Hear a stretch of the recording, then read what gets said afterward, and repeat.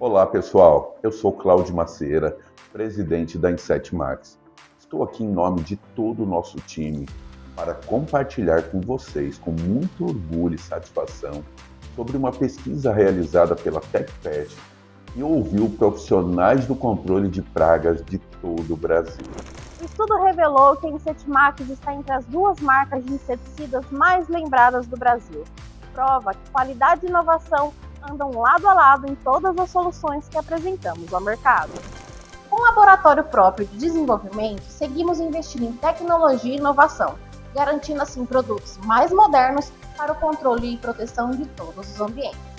Outro resultado da pesquisa que nos orgulha imensamente é que entre todas as indústrias do setor, a Inset Max foi reconhecida em primeiro lugar como a indústria que mais investe em treinamento e suporte técnico. Com um time altamente qualificado, consolidamos nossa posição de liderança através de iniciativas que vão muito além da comercialização de insumos. Eventos como o TAP, Técnico de Alta Performance, e a nossa Expo Max, a primeira feira virtual do Brasil, são exemplos do compromisso da Inset Max em entregar conhecimento de alto nível para o mercado profissional. Isso prova que nosso atendimento, qualidade e proximidade com nossos clientes, amigos e parceiros realmente fazem diferença no nosso dia a dia. Esse reconhecimento é fruto do empenho e dedicação de toda a equipe Insetmax e de vocês que confiam e acreditam em nossa marca. Seguimos firmes com o compromisso da inovação, oferecer qualidade e tecnologia e estarmos cada vez mais próximos do mercado. Muito obrigado a todos pela confiança e parceria. O sucesso da Inset Max é o sucesso de todos nós.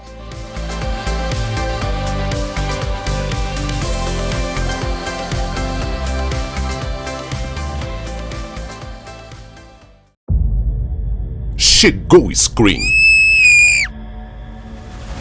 Eficiente contra 10 pragas.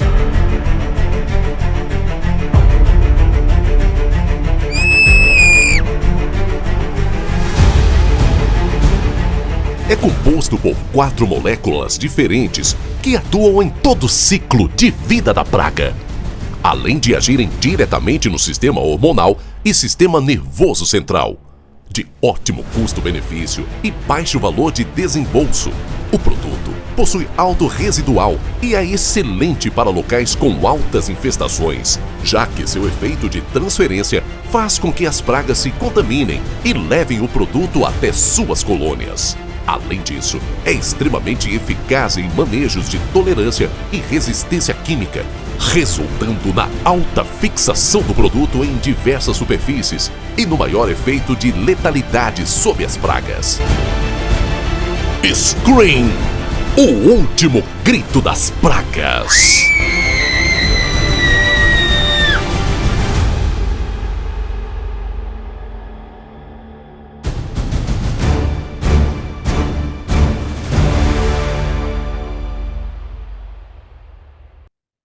Fala pessoal, boa noite, tudo bem? Boa noite, Léo, tudo bem? Boa noite, Thiago, tudo bem? Maravilha. Gente, é o seguinte, estamos aqui para justamente fazer uma apresentação bem interessante para vocês, com o intuito de ajudá-los cada vez mais a obter um melhor controle de duas pragas que são bastante comuns, são bastante corriqueiras, que é o controle de Blatella germânica e de roedores. A gente resolveu então fazer esse treinamento em conjunto porque o Leonardo é o nosso coordenador técnico que atua no Rio de Janeiro, porém, de maneira online, digamos assim, ele vai começar a atender a nível Brasil, fazendo os treinamentos, acompanhando com a gente, enfim. Eu acho que é extremamente importante a gente até trazer outros pontos de vista, até mesmo porque é mais uma pessoa para agregar no nosso time, para agregar mais conhecimento, outras maneiras de posicionar, enfim. E acho que a gente enriquece cada vez mais o nosso setor dessa forma, tá? Então sejam todos muito bem-vindos ao nosso treinamento, mais um treinamento online aberto, tá? A Inset Max. A gente destacou isso tanto na Expo Max quanto num jantar que a gente fez lá na Expo Praga em Fortaleza, ela está como número 1 de suporte entre todos os fabricantes que foram estudados. É a empresa que mais oferece suporte para o mercado de controle de pragas e a gente pretende continuar com isso, porque dessa forma a gente consegue ajudar uma mão lava a outra, as duas lavam o rosto. Não fica parecendo aquela empurroterapia, que a gente só quer vender produto, vender produto, vender produto. Não, a gente também quer dar o suporte. E assim, não é aquela questão de querer ensinar, é querer ajudar, né? O nosso intuito é esse, a gente dá algumas dicas, algumas sugestões aí, beleza? O Leonardo, então, ele é biólogo, ele é o nosso coordenador técnico que atua lá no Rio de Janeiro, ele visita as empresas de controle de pragas, tanto fazendo o suporte técnico quanto a parte comercial. Ele vai deixar o contato dele no final. Se vocês tiverem alguma dúvida, quiserem entrar em contato com ele, por favor, fiquem à vontade, tá? Assim como, quando ele terminar, ele vai falar sobre biologia e comportamento de baratas e roedores, de blatela e roedores. E depois eu vou falar sobre as metodologias de controle, de uma forma muito direta, muito assertiva, bem curta, tá? Eu gostaria que vocês aproveitassem essa oportunidade, caso vocês tenham alguma dúvida, caso não ficou alguma coisa muito clara. Enfim, escrevam no chat, tá? A gente vai conversando ao longo do treinamento. O Leonardo também vai falando: olha, gente, dúvida no chat, escreve aí, a gente vai respondendo na medida do possível. Tá bom, gente? É isso. Agora eu vou deixar com o Leonardo. Leonardo, palavra Valeu, totalmente Thiago. sua. Valeu, obrigado. Primeiramente, boa noite, pessoal. Como o Thiago falou, sou o Leonardo, coordenador técnico aqui PCO, né, da Insight Max. Então, hoje a gente vai trazer aqui para vocês um treinamento. Deixa eu compartilhar a minha tela aqui com vocês. Então, pessoal, eu acho que todo mundo está vendo agora aqui minha tela. Bom, como o Thiago falou, né, a gente traz esse tema hoje para vocês justamente por se tratar das duas principais pragas do nosso dia a dia, né, do nosso cotidiano de trabalho, e são as duas principais pragas que mais acarretam prejuízos econômicos e à saúde pública dentro do nosso meio aqui. Por isso tem essa importância da gente estar realmente trazendo esses conteúdos para sempre manter a atualizado, né, a ideia de vocês do tratamento, do controle, da biologia dessas pragas. Então, deixa eu-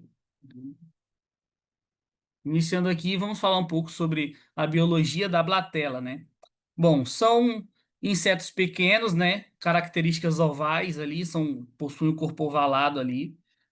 Tem uma facilidade de encontrar o seu ambiente de afugentamento, né? O seu abrigo, justamente por essa característica, né? Então ele tem essa busca facilitada. São indivíduos de hábitos noturnos que se alimentam de todo tipo de matéria orgânica, são onívoros, né? Dessa forma. Geralmente eles estão ocupando cozinhas, né, de residências e de estabelecimentos comerciais, como restaurantes, devido à grande oferta de alimento que esses locais propiciam para eles. Então eles buscam esse abrigo perto dessa área de alimentação. Costumam marcar o território deles com feromônios de agregação e sujam todo o substrato por onde eles passam com suas fezes, para deixar justamente característico aquele ambiente deles ali, onde eles estão sobrevivendo, e possam atrair novos indivíduos para aquela sociedade deles, para a colônia onde eles estão habitando ali. O corpo desse indivíduo, ele é dividido em três segmentos: cabeça, tórax e abdômen. O primeiro segmento, né, que seria a cabeça ou pronoto, é onde a gente encontra os olhos compostos, o que permite com que esse indivíduo tenha uma boa visão, né, um grande aspecto visual do ambiente onde ele está sobrevivendo ali, habitando, e permite com que ele se locomova com facilidade por esses pontos, onde ele consegue enxergar possíveis perigos ou facilitações para ele encontrar um alimento, um abrigo, qualquer que seja.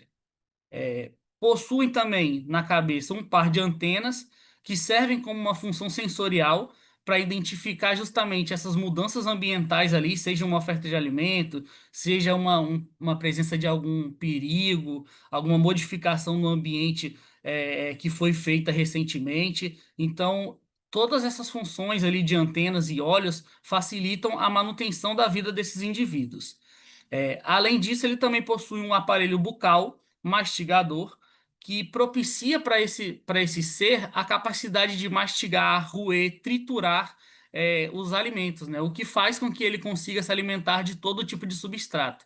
Além disso, isso também propicia que ele consiga penetrar em embalagens. Então, por isso que a gente tem aí consumação de produtos dentro das suas próprias embalagens. A gente encontra a embalagem ali parcialmente fechada, mas consegue ver que tem aberturas onde as baratas conseguem entrar para se alimentar ali do que tem ali dentro daquela embalagem.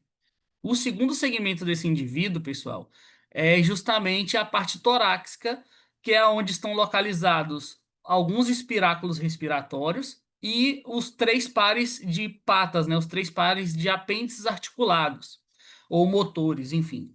Esses apêndices articulados, eles vão dar para esse indivíduo, para esse inseto, uma capacidade de se locomover de uma forma rápida, de uma forma até de certo modo de explosão, com que ele consiga fugir até de predadores. Por isso que se torna até difícil, às vezes, a gente matar uma barata com os pés, né? Assim, é difícil de capturar, porque ela consegue, em uma determinada explosão, até atingir 3 km/h ali, de um curto espaço de tempo. Então, ela consegue se locomover muito rápido, graças a esse aparelho locomotor dela, né? Graças a esses apêndices articulados que ela tem na parte torácica. A terceira parte, o terceiro segmento, é o abdômen, que estão localizados os restantes dos espiráculos respiratórios, além do sistema digestório, né, do intestino, e do sistema reprodutor. É, Essa respiração nas baratas, que ocorre pela lateral, pelos espiráculos, elas trazem uma capacidade adaptativa para esse indivíduo até favorável para que ele consiga se manter no ambiente com determinadas adversidades. Perdão, passou aqui, retornando. Até com determinadas adversidades aqui. O que acontece? Esse indivíduo, por causa dessa respiração ocorrer pelos espiráculos, ele consegue ficar um bom tempo sem respirar, consegue sobreviver embaixo d'água, consegue sobreviver sem cabeça, consegue sobreviver sem alimentação por um determinado período de tempo. Então, esses indivíduos eles se adaptaram a essas maneiras para conseguir facilitar a sua sobrevivência. Então, são indivíduos que têm características adaptativas para se manter em todos os tipos de ambiente, em todas as adversidades que ele possa encontrar.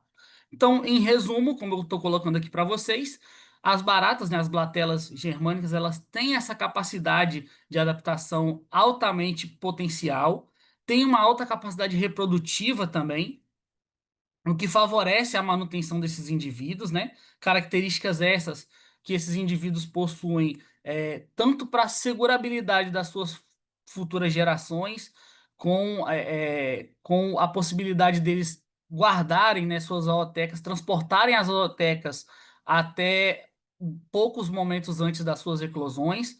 Isso eu vou falar um pouco mais à frente, mas vocês vão conseguir entender a alta capacidade adaptativa de sobrevivência desse indivíduo. Dando prosseguimento aqui, pessoal, vamos falar um pouco sobre o hábitat, né, desses locais, desses indivíduos. São indivíduos que vivem em fendas e frestas, né? Então é costumeiro a gente encontrar ele em fendas expostas em armários, azulejos mal rejuntados. Também é possível encontrar eles em motores de geladeira, borrachas de geladeira. Então, assim, tudo isso interligado com a oferta de alimentação que esses indivíduos podem encontrar nesses ambientes. Então, a permanência deles, eles buscam oferta de água e de alimento. Além disso, locais onde estejam com altas temperaturas elevadas, tenha essa matéria orgânica ali para se alimentar com facilidade. Locais onde esteja interligados com a alta umidade do ar, pouca ventilação e pouca luminosidade. Por serem indivíduos de hábitos noturnos, né, de certo modo, eles pouco saem ali do seu ambiente de agregação, né, do seu hábitat natural ali de esconderijo, do seu abrigo. eles buscam só sair para se alimentar ou reproduzir, enfim, e é bem curto esse espaço, esse raio de ação deles, né? Então eles evitam ao máximo isso. Geralmente, quando ocorre, é por falta de alimento ou por um alto índice de infestação ali em um determinado local, tá?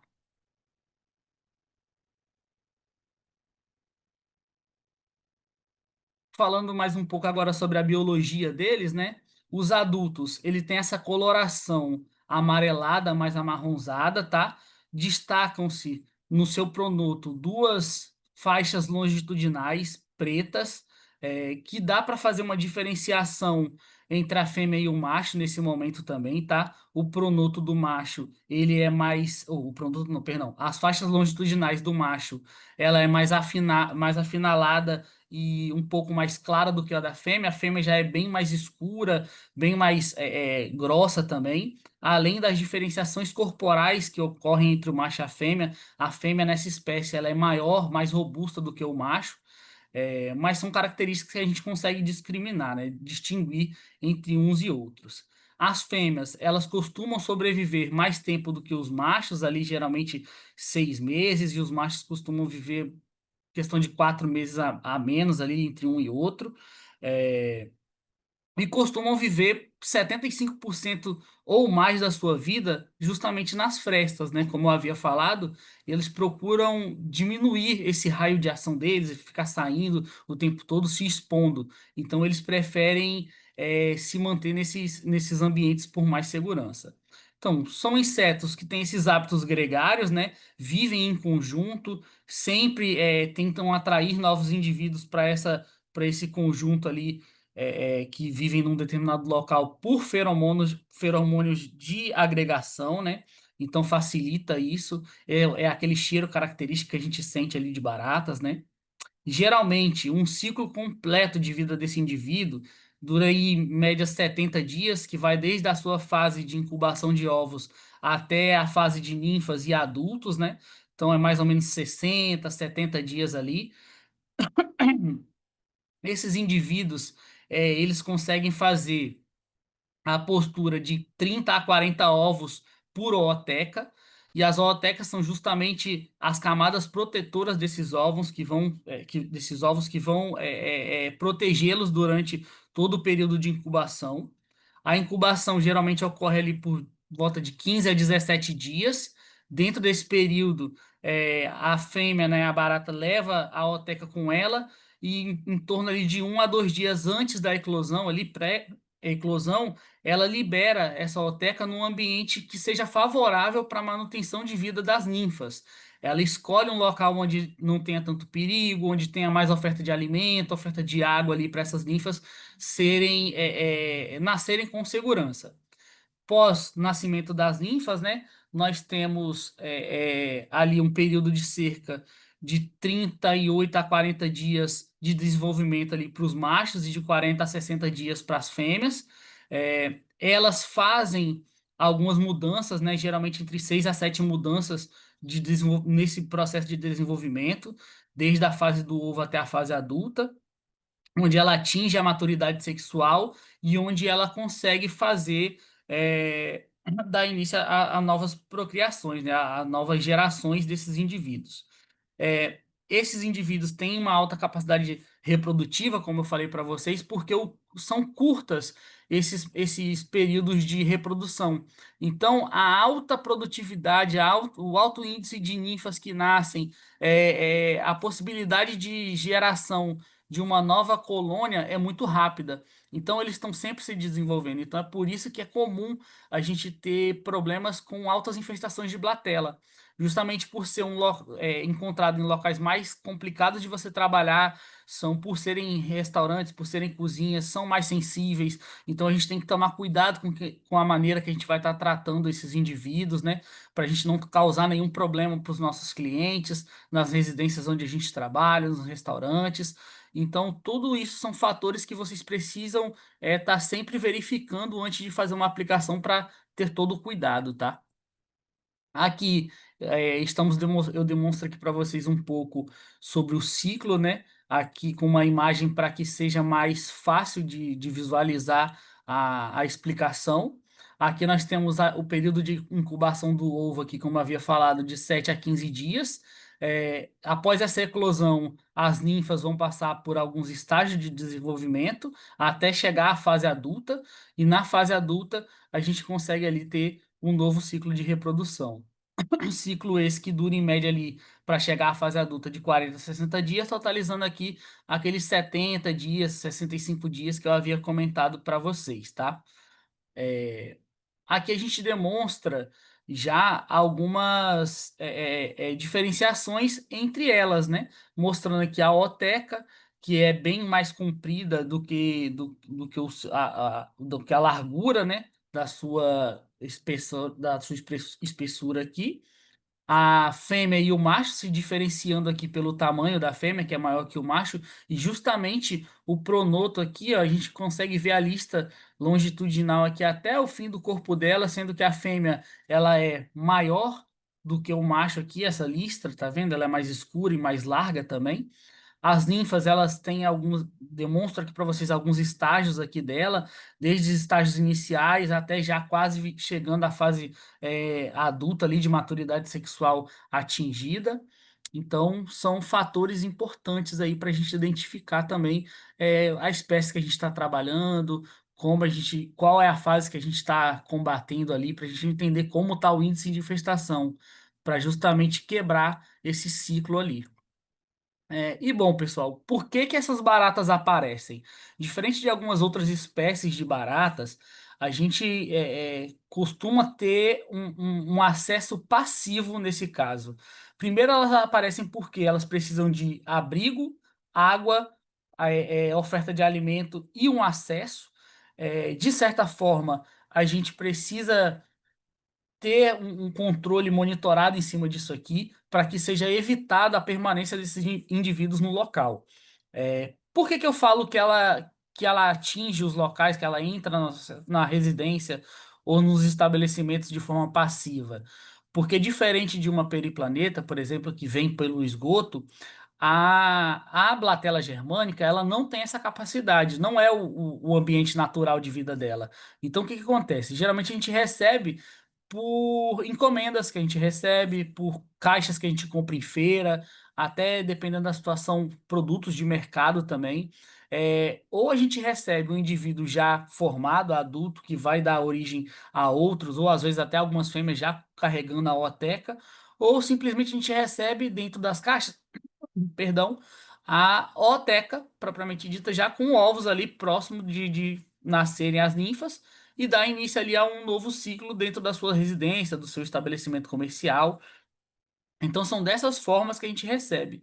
Por isso que é sempre importante, pessoal, a gente fazer uma análise prévia ali do que a gente está recebendo, tomar cuidado, lavar as embalagens, lavar os materiais, se vai receber caixa que é proveniente de mercado ou de alguma feira, algum hortifruti, faça um ambiente propício para você receber essas embalagens, justamente para que você impeça essa proliferação ali de baratas, né? Esse acesso das blatelas germânicas. É importante a gente também ter esse cuidado. Um outro ponto é o porquê que a gente vai manter esse combate, né? A gente manter esse combate justamente, primeiro, porque são indivíduos que trazem incômodo para a gente, só vai trazer prejuízos relacionados à saúde pública e à economia, dependendo do que for atingido ali. Por exemplo, num restaurante, ele pode até fechar as portas por uma questão de fiscalização, né?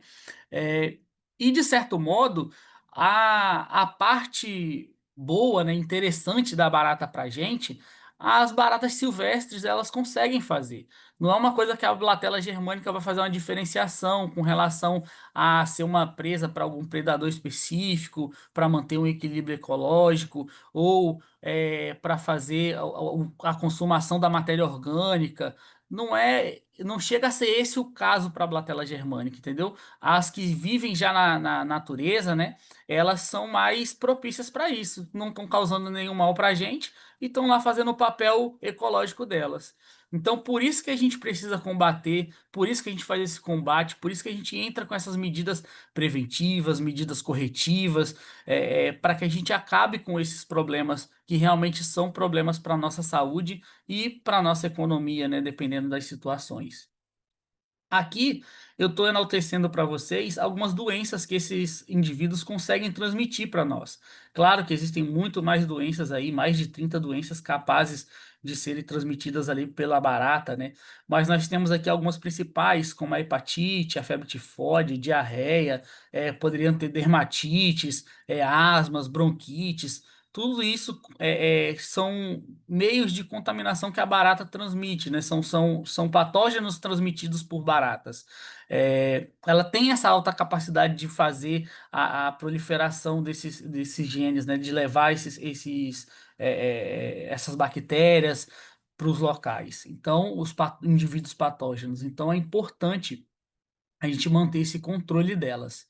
É, e se tratando de ponto crítico para a gente justificar o porquê que a gente está combatendo isso, é basicamente isso, nesse contexto geral de sinantropismo, que a barata vai trazer mais ofertas negativas do que positivas para a gente, a presença desse indivíduo num local pode ocasionar grandes prejuízos. Então tá aí o maior motivo para que a gente possa fazer o combate desses indivíduos, né? Evitar com que a gente tenha maiores problemas com eles, né?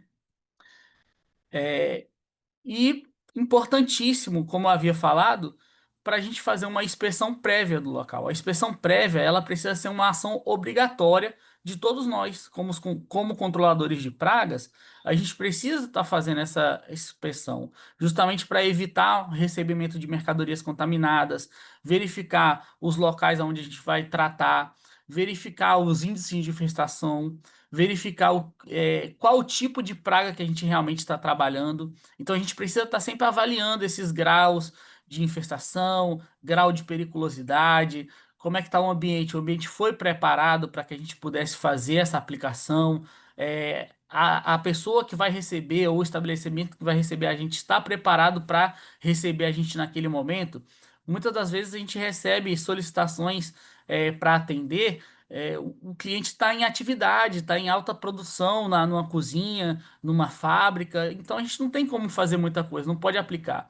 E muitas das vezes ocorrem alguns erros de empresas que aplicam nesses momentos, e aí sim pode gerar um desalojamento indevido de uma praga no momento de produção. Então você pode ter um contato ali, pode ter uma contaminação do que você está propondo ali a fazer. Então é importante uma inspeção prévia, justamente para que a gente possa avaliar com cuidado o que a gente está fazendo, para não ter nenhum problema.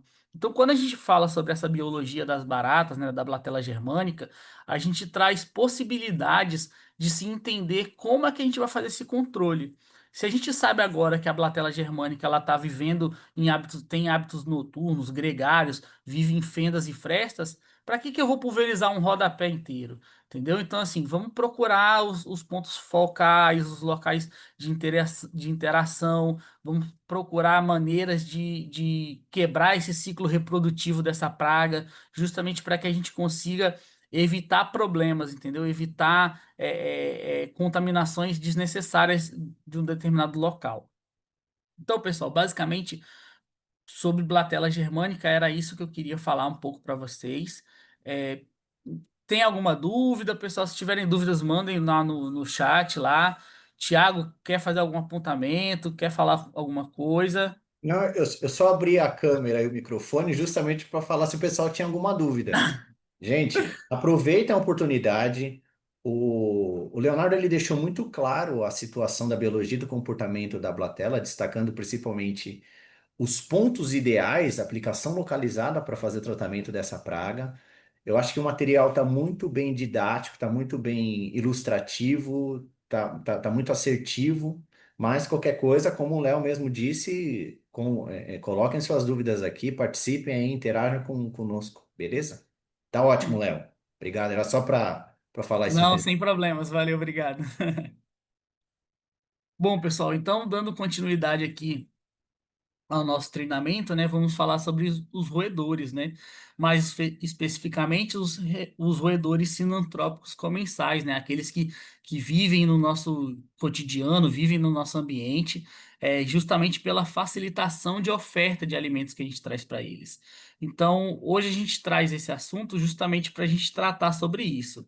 E vamos falar das três principais espécies, que é o ratos norvégicos, que é a ratazana, né? O ratos, que é o rato de telhado, e o musmuscus, que é o camundongo. Então, são três espécies que se diferenciam entre elas de características corpóreas, de modo de ação, de local de habitar. Então, é importante a gente falar um pouco sobre a característica de cada e a biologia de cada uma delas, né? E assim, embora existam aí mais de 2.000 espécies de roedores, o que propriamente dito dão ali 40% mais ou menos ali de mamíferos, né? Espalhados aí pelo planeta, a gente precisa fazer o controle desses indivíduos, justamente para que eles não cresçam de forma desordenada dentro do nosso ambiente, e que a gente não tenha problemas voltados para a saúde e nem a economia também por causa desses indivíduos. O maior motivo para esses indivíduos hoje fazerem esse filantropismo, né, fazerem essas interações conosco, é justamente pelo grande crescimento dos centros urbanos, né? Com a chegada do homem fazendo as construções, aumentando as cidades, diminuindo cada vez mais o ambiente natural desses indivíduos, eles tiveram que se adaptar a sobreviver conosco. Então, eles passaram por alguns processos de adaptação que propiciaram a eles características e habilidades essenciais para que eles pudessem coabitar conosco, para aproveitar nossas ofertas de alimento, nossas ofertas de abrigo, as ofertas de água que eles conseguem encontrar nas nossas sociedades, né? Então, tudo isso facilitou a permanência desses indivíduos e a manutenção deles no nosso ambiente. É, Falando mais um pouco aqui sobre isso, os roedores eles pertencem à ordem Rodentia, né? E a principal característica deles são justamente os dentes proeminentes deles, dentes incisivos, né? Proeminentes que crescem continuamente. Por isso, os roedores eles têm essa característica de estar sempre roendo alguma coisa, ter sempre essa necessidade de roer, que é para eles manterem a dentição de um tamanho agradável para que eles possam se manter, né? Para ajudar até na vida deles, né? Na busca por alimentos, na sua manutenção ali. Então, é importante que a gente tenha esse cuidado e essas informações para que a gente identifique esses indivíduos, tá? São seres com alta capacidade de adaptação, né? Conseguem sobreviver em basicamente todos os ambientes terrestres, e a gente tem facilidade para a proliferação deles nos ambientes urbanizados, né? Então, basicamente também, pessoal, a gente precisa entender um pouco sobre justamente isso que eu estava falando da característica deles, do desenvolvimento dessa espécie ao longo dos anos. Para sobreviver no nosso meio, eles tiveram que se adaptar. Então, eles tiveram que adquirir novas habilidades. De certo modo, aqui eu estou enaltecendo algumas, né?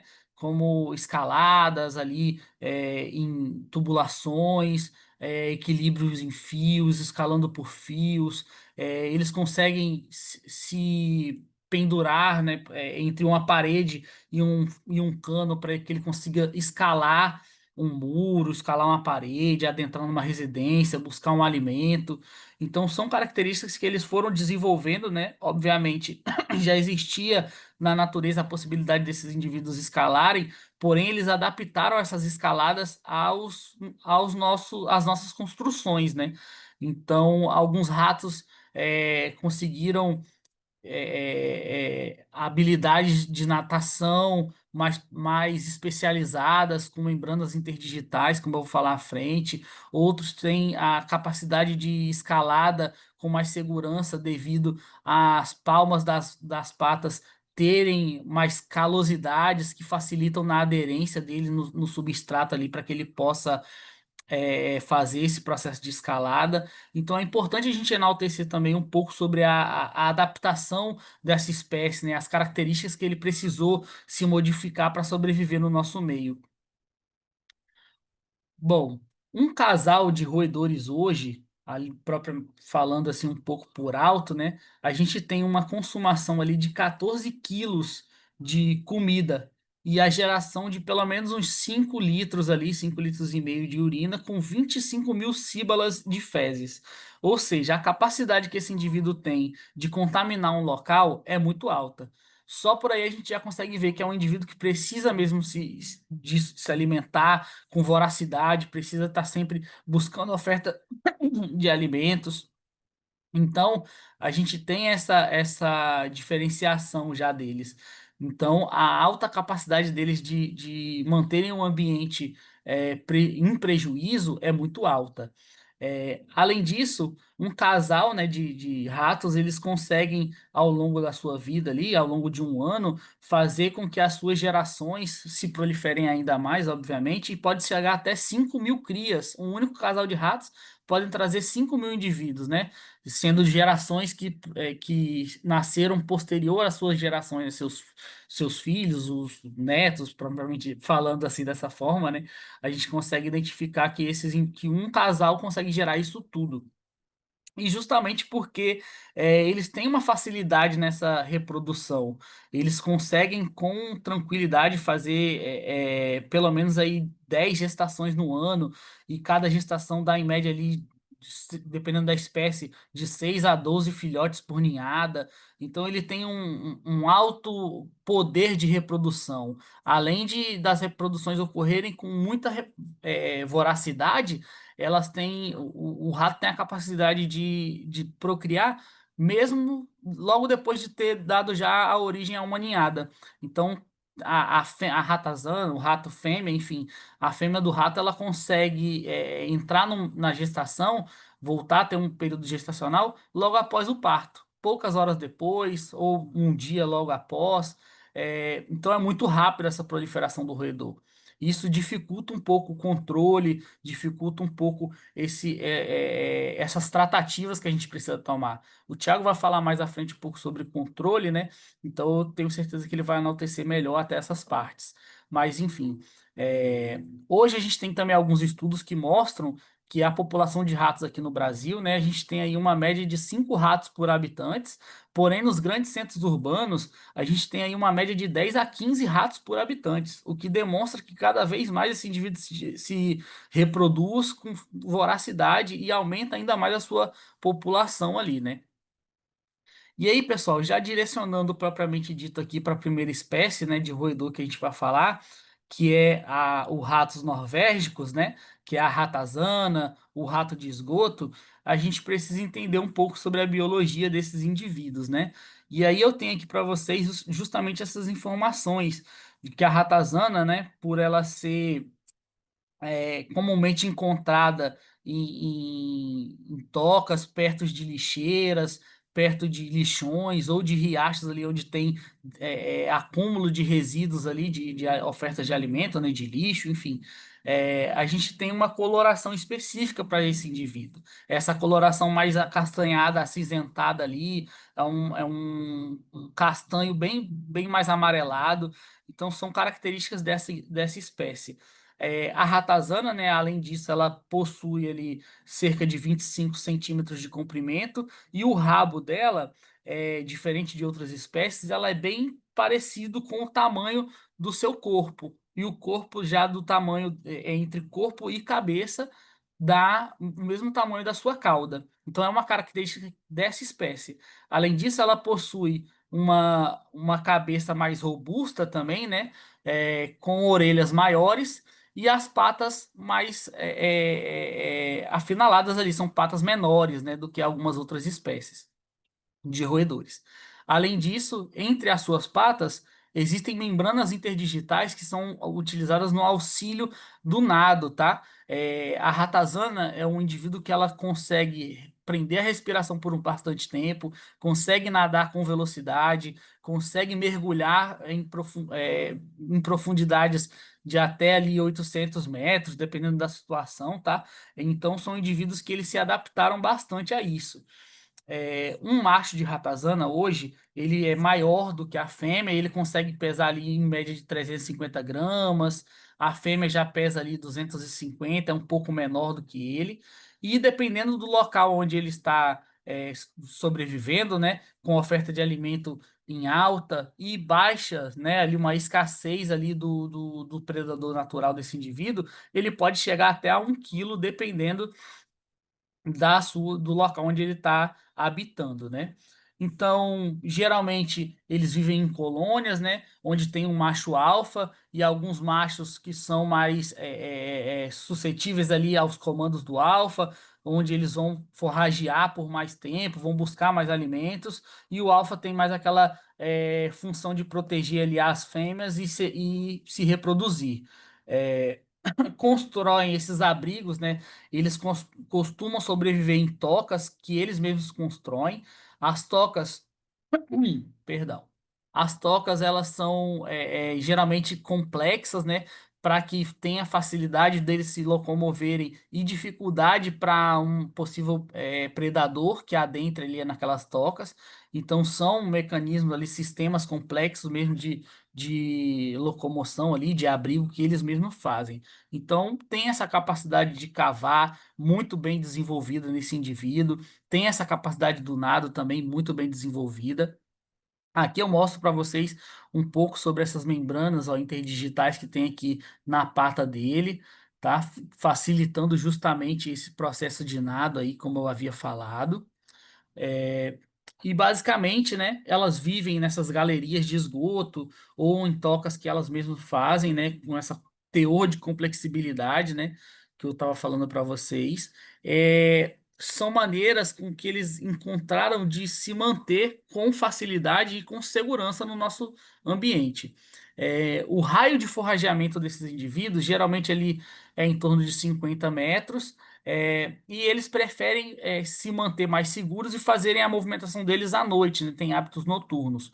Porém, é capaz da gente encontrar esses indivíduos durante o dia quando ocorre uma infestação ou quando tem alguma presença de algum predador no local ou a oferta de alimento está baixa, então esses indivíduos precisam forragear ali e precisam buscar esse alimento, né? Ou um abrigo novo, dependendo da situação.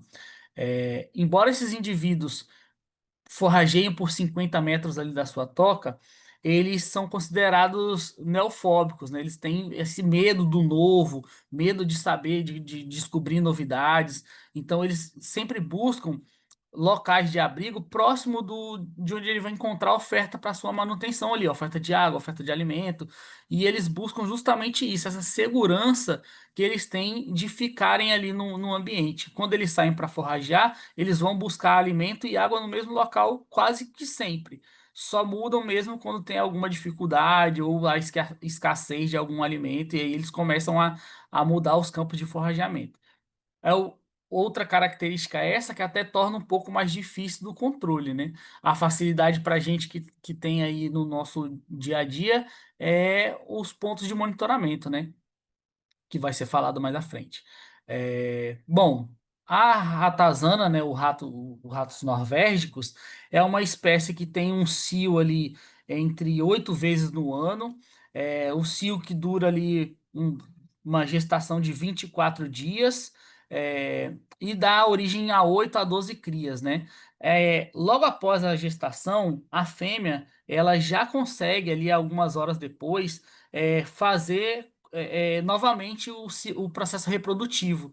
E aí, novamente, ela já consegue gerar novos indivíduos para essa colônia. Elas só esperam o tempo de desmame da ninhada anterior, que geralmente ocorre entre 21 dias ali, para que ela possa dar origem aos novos filhotes e continuar esse processo de amamentação desses novos. Os recém-nascidos, né, eles, em média de 15 a 16 dias, eles já abrem os olhos ali, e com 3 meses eles atingem a maturidade sexual, tá? As fêmeas ali, geralmente, primeiro do que os machos. Os machos já demoram mais um tempinho ali, cerca de 3 meses, Mas as fêmeas geralmente correm ali aliás, perdão, os machos demoram ali uns 6 meses e as fêmeas ali uns 3 meses para poder atingir essa maturidade sexual e já dar origem a novos indivíduos para essa colônia. É, o rato, ele tem como sua característica principal o olfato e o paladar, justamente porque a sua visão é bem prejudicada, né? Aqui eu estou mostrando para vocês que a visão do rato, ela se equipara basicamente à visão de um ser humano daltônico. Porém, tem uma particularidade muito importante para o roedor, que ele tem essa capacidade de enxergar a coloração azul ali, com princípios de ultravioleta de forma mais abrangente. Então, ele tem essa facilidade de enxergar essa coloração azul nos ambientes.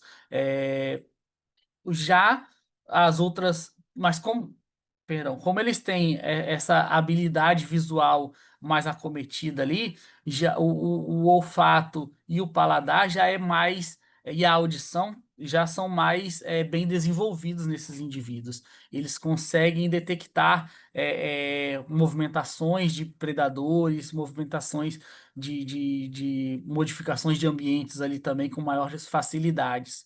São indivíduos que acabam também sendo prejudicados um pouco pelo alto índice de auditivo deles. A gente também consegue fazer até controles com utilização de aparelhagens sonoras, né? Eles são sensíveis a ultrassom.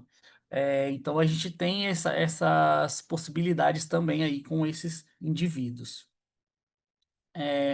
Como eu havia falado para vocês, apresentam um raio de ação ali de 50 metros, sempre buscam se locomover ali pelas laterais das paredes, sempre buscam a movimentação por galerias de esgoto para evitar contatos desnecessários com humanos ou com predadores, enfim, justamente para que ele mantenha segurança na sua vida ali, né? Que ele consiga se manter mais tranquilo.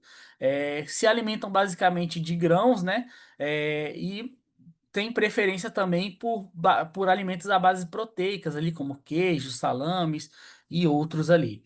É, aqui eu estou mostrando para vocês uma imagem deles saindo ali de uma tubulação de esgoto, justamente para enaltecer um pouco isso, que eles costumam sobreviver nesses ambientes, e é por isso que é comum em período de chuva, né, a gente identificar a presença com mais facilidade desses indivíduos.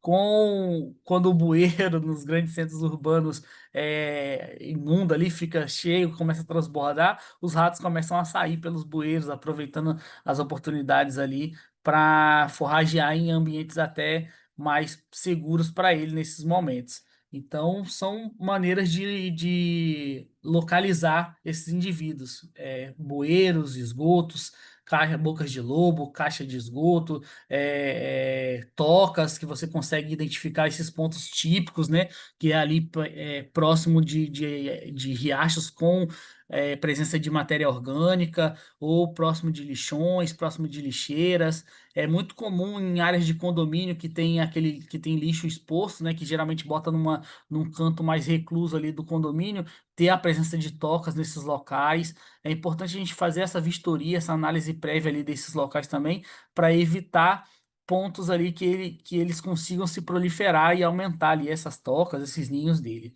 Então a gente consegue fazer esse controle também verificando esses ambientes. Aqui eu mostro a fêmea alimentando ali os ratos recém-nascidos, né, e protegendo ali também a sua ninhada naquele momento. E vamos partir para o Ratos Ratos, né, que é o rato de telhado. Esse já é diferencial da ratazana. Ele tem um corpo um pouco menor ali de 40 aliás, um pouco maior, 40 centímetros, onde a cauda dele é maior do que toda a extensão do seu corpo, juntando corpo e cabeça. Uma outra característica diferenciada entre ratazana e o rato de telhado é que o rato de telhado ele tem o corpo mais esguio, né, justamente para que ele possa ter mais mobilidade, ter mais habilidade no seu dia a dia, né? Ele costuma fazer seus habitats, seus ninhos, né, no forro, em regiões mais altas. Então, ele precisa ter esse corpo mais esguio para que ele tenha velocidade para saltar, para escalar. Então ele precisa se defender de certa forma através dessa agilidade dele. Então, o corpo dele é mais afinalado, né? A cabeça também é mais afinalada, as orelhas são menores, as patas já são um pouco maiores do que as das ratazanas, justamente pelas calosidades que possuem nas patas, para que eles possam fazer a escalada com segurança. Então, procuram mesmo refúgio nessas áreas mais altas, como forro, sótão, determinados tipos de arbustos, algumas copas de árvores, esses indivíduos também conseguem habitar, justamente para que ele consiga se manter mais seguro e facilitar na locomoção dele. Esses indivíduos têm o costume de levar o alimento para o seu ninho, né? Para comer com segurança. Também procuram mais ofertas de alimento voltados para cereais, né? Grãos e cereais. E frutas frescas, né? Gostam de frutas frescas também, esses indivíduos. Então, por isso que é importante a gente entender que esses indivíduos gostam de se locomover no alto, gostam de fazer seus ninhos no alto, para a gente entender um pouco sobre os pontos de infestação que a gente pode encontrar. Além disso, tem características específicas que esses indivíduos podem deixar, que são rastros de gordura por onde eles passam, que são restos de pelagem, urina, marcação de urina, fezes também que podem ser encontradas nos locais. Então a gente consegue identificar índice de infestações e locais de infestações que esses roedores estão conseguindo fazer. Aqui está uma imagem dele demonstrando aqui. Bom, como eu havia falado, o abrigo deles geralmente é no alto, né, para se proteger. A gestação desses indivíduos gera em torno ali de 21 dias e a fêmea já consegue ficar grávida no mesmo dia que a ninhada foi gerada, né? Então, os filhotes nascem pelados, né? Ali não tem pelagem nenhuma no seu corpo e são desmamados após 3 semanas do seu nascimento. Eles atingem a maturidade sexual com 3 meses também, assim como as ratazanas, mas tem esse desenvolvimento até mais rápido com relação ao período gestacional ali de 21 dias. Aqui está uma outra imagem do rato, ratos, né? Do rato de telhado. E características principais desses indivíduos são excelentes escaladores, eles saltam também muito bem, justamente para que eles possam se locomover com segurança, ou fugir de um predador, ou buscar um alimento num local mais de difícil acesso. Então ele tem essa característica dele, tá? De ser mais veloz e esguio ali, né? Mais habilidoso. O raio de ação desse indivíduo é um pouco maior do que o da ratazana, vai ali de 60 a 100 metros, porém também é considerado neofóbico, né? Ele também tem esse medo do novo ali, medo do que pode acontecer, medo de conhecer novas áreas, conhecer novos pontos de alimentação. Então eles buscam sempre ali forragear perto ali do seu ninho e buscam sempre levar o alimento para o ninho justamente por isso, né? Pela proteção que ele vai ter. Como eu já havia falado, eles preferem frutas frescas e vegetais e grãos ali. Bom, conseguem escalar canos com facilidade, conseguem escalar por dentro do cano, por fora, fazendo um ponto de ancoragem, de certa forma, ali na parede, entre a parede e o cano, ele vai se encostando ali no cano e vai conseguindo escalar. Consegue saltar horizontalmente e verticalmente, perdão. geralmente ali de 1,5 m a 2,5 m que ele consegue saltar. Esses saltos ele pode utilizar tanto para fugir de um predador, quanto para se locomover de um ponto para outro mesmo, ou para buscar algum alimento, tá? Então são características que esses indivíduos têm para se manter seguros, né? Aqui, como eu falei para vocês, tô mostrando aqui as patas dele com essas calosidades que facilitam na aderência no substrato, justamente para que ele possa escalar com facilidade. Aqui uma outra imagem de um casal de roedores aqui entrando por um forro aqui de uma residência, né, num vão ali de um telhado. E vamos falar sobre os músculos, né? Que é a nossa terceira e última espécie sinantrópica aqui. Diferente das outras duas, o camundongo, né? Os músculos, ele é menor, bem menor, cabe até na palma da mão, assim, de um formato bem pequenininho mesmo. Ele tem essa característica do rabo também ser maior do que o corpo, porque o corpo é bem pequeno. As patas são pequenas, as orelhas são pequenas, os olhos são pequenos. É, comparando com os outros dois, é o que menos enxerga. O roedor já não enxerga bem, ele então enxerga menos ainda, mas também tem um sensor olfativo muito bem desenvolvido, tá? Sempre que há uma perda, ele tem um ganho de alguma outra forma. Costumam viver dentro das edificações, não é costumeiro ver esses indivíduos em áreas externas, tá? É mais a área interna mesmo, onde ele consegue se abrigar com mais facilidade, onde ele consegue alimentação com mais facilidade ali também. Também tem essa capacidade de escalada e de salto, porém de maneira mais simples do que o ratos-ratos, tá?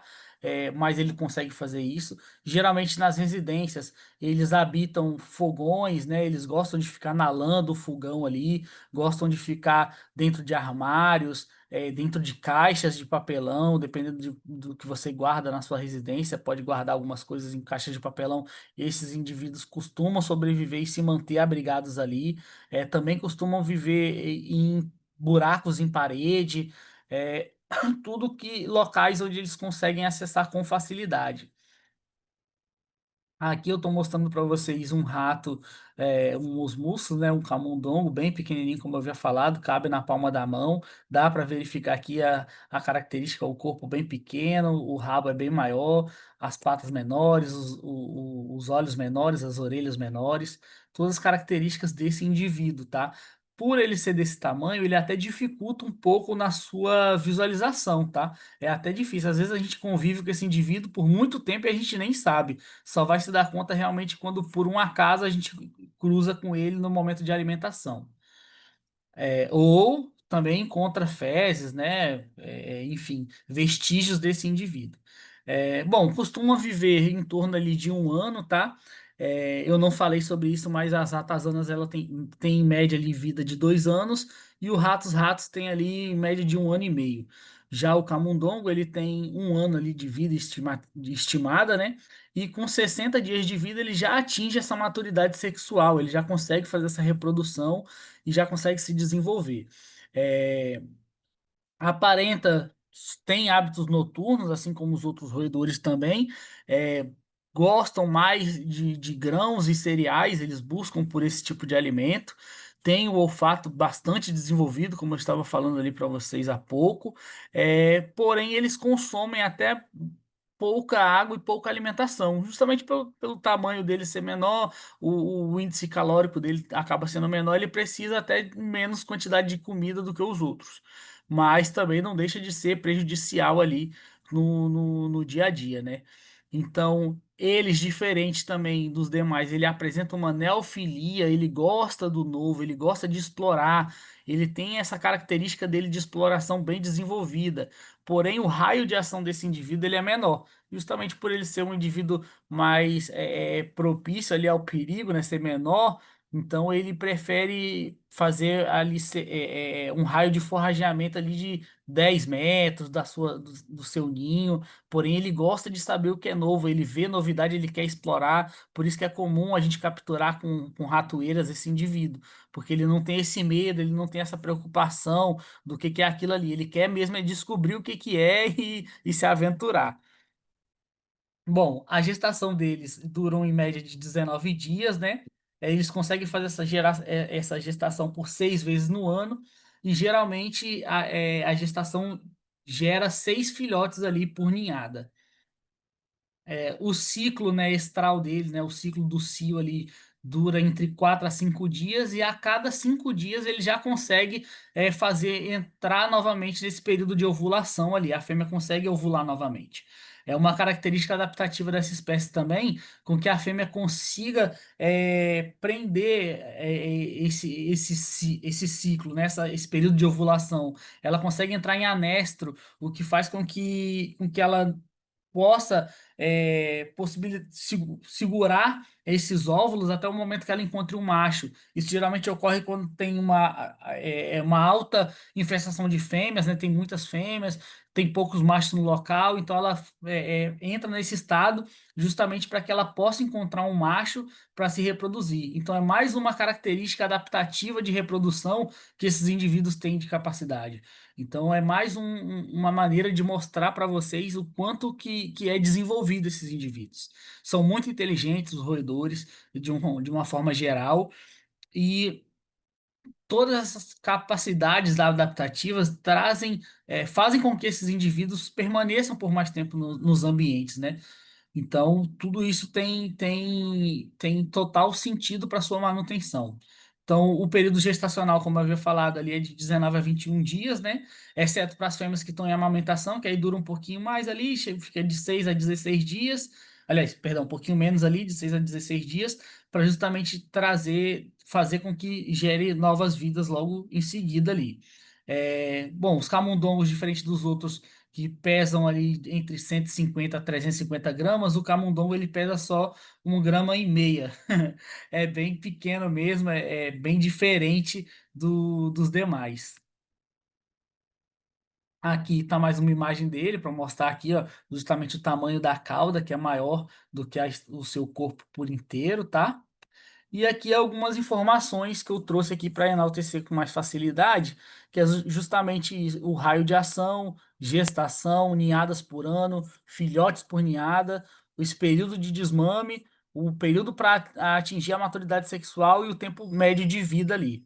Então, no ratos norvégicos, né, na ratazana, nós temos esse raio de ação que eu havia falado para vocês ali de 50 metros, né? Então vai de 30 a 50 metros. No Ratos Ratos, né, que é o rato de telhado, vai de 40 a 60 metros. E no Mus Músculos, que é o camundongo, é de 3 a 10 metros. Então a gente tem essa diferenciação ali de forrageamento, né? Justamente para determinar que esses indivíduos permaneçam mais próximos aos seus hábitats ali de segurança, né? Onde eles se sintam mais seguros. A gestação nas ratazanas dura de 22 a 24 dias, no rato de telhado de 20 a 22 e no camundongo de 19 a 21 dias.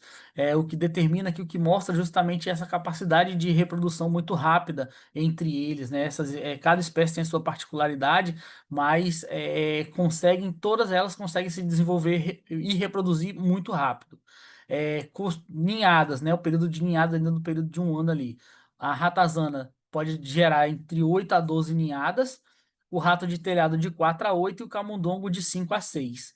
Cada ninhada dessas vai gerar ali para a ratazana de 7 a 12 filhotes, para o rato de telhado de 7 a 12 e para o camundongo de 3 a 8 filhotes. O desmame geralmente ocorre de 25 a 28 dias, 25 ali nos camundongos e 28 para a ratazana e para o rato de telhado. E a maturidade sexual deles ocorre 60 a 90 dias para a ratazana, 60 a 75 dias para o rato de telhado e de 42 a 45 dias para o camundongo. que demonstra ali a alto poder de reprodução, bem rápido essa maturidade sexual é atingida, tá? Esses números para fêmea, geralmente, tá, pessoal? Que é justamente para a gente identificar esse desenvolvimento ali da colônia, tá? Quanto mais fêmea tiver, mais probabilidade dos machos se reproduzirem e dar origem a novas ninhadas com voracidade, né? O tempo de vida, como eu havia falado para vocês ali, da ratazana são 2 anos, do ratos, né, do rato de telhado é 1 ano e meio ali mais ou menos, e o camundongo é de 1 ano. Aqui tem diferenciação de tamanhos, tá? Dá pra gente diferenciar ali tamanho, coloração, tipo de tamanho de pata. Então aqui eu trouxe para vocês justamente essa característica, né? A característica do corpo da ratazana, por exemplo, que vai de 150 gramas a 600 gramas ali mais ou menos. É um corpo mais robusto, com um focinho mais rombudo, como eu falei para vocês, né? As orelhas são menores já. Já o rato de telhado vai de 100 a 350 gramas ali, é mais esguio, com o nariz mais afinalado, justamente para facilitar com que esse indivíduo se locomova, se ache em ambiente de segurança, né? É, e as orelhas, né, são grandes e proeminentes, né? O que ajudam ainda mais na sua audição ali, né? E o camundongo é de 10 a 21 gramas, né? Bem menor mesmo, demonstrando justamente isso ali. Ó, tá ali o rapaz até pegando, na imagem mostra o rapaz pegando na ponta dos dedos ali. É mais esguio também o corpo dele, mais afinalado também, com grandes orelhas proeminentes ali, justamente para auxiliar nesse órgão sensorial ali, né, a audição desse indivíduo, né? Aqui, diferenciação de fezes, que também é um ponto primordial para a gente entender qual a espécie que a gente está tratando ali, que a gente está combatendo. As ratazanas têm essas fezes maiores, né, mais grossas também, geralmente ali de 2 centímetros a 2,5 centímetros. Já o ratos já é um pouco menor ela também, mais afinalada nas pontas, gerando ali em torno de 1 milímetro ali, ou de 1 centímetro ali. E o camundongo são essas menorzinhas, né? Bem essas bolotinhas bem pequenas mesmo, que geram ali em torno de 5 milímetros ali. Então tem essas características, né, essas diferenciações entre elas que também facilitam essa obtenção de informação, né? Para a gente verificar grau de infestação, verificar quem está infestando, como é que está isso. Além disso, a gente consegue fazer esse graus de infestação pelas fezes, pela quantidade de fezes que é encontrada, pela coloração, se ela ainda está fresca, se ela ainda está com aquele preto bem claro, bem chamando a atenção, assim, bem brilhoso, que é questão que acabou de ser excretada ali pelo roedor. Então, tem todas essas características que auxiliam no controle, né, na hora de identificar a espécie ali que você está trabalhando. E aqui, para finalizar, algumas informações justamente sobre isso, né? Sobre os níveis de infestação, onde a gente tem presença de fezes, trilhas, roeduras, manchas de gordura, presença de tocas, né? Então, tudo isso facilita ali, né? Ou até mesmo o avistamento desses indivíduos ali. Bom, quando a gente tem poucas presenças de trilha, poucas presenças de tocas ali, a gente encontra algumas ou não vê quase nada, é que sinal que a infestação está baixa, né? Quando a gente tem ali poucas fezes encontradas, a infestação está baixa. A infestação a gente pode considerá-la como média quando a gente começa já a verificar a presença de algumas trilhas em gramados, né, em jardins, quando a gente começa a ver resto de fezes de variadas formas, né, locais diferentes, ou colorações, umas mais claras, outras mais escuras, dando essa aparência de estar mais recente do que outras. Também temos as roeduras, né? A quantidade de roeduras que surgem, que você consegue ver, você costumava não ver nenhuma, passa a ver algumas é, com determinada frequência, então você começa a verificar que essa infestação aumentou. Poucas manchas também, você começa a ver manchas que você não via antes nas paredes, no madeiramento, na fiação, no encanamento, você consegue ver. Então você também começa a ter esses pontos de verificação.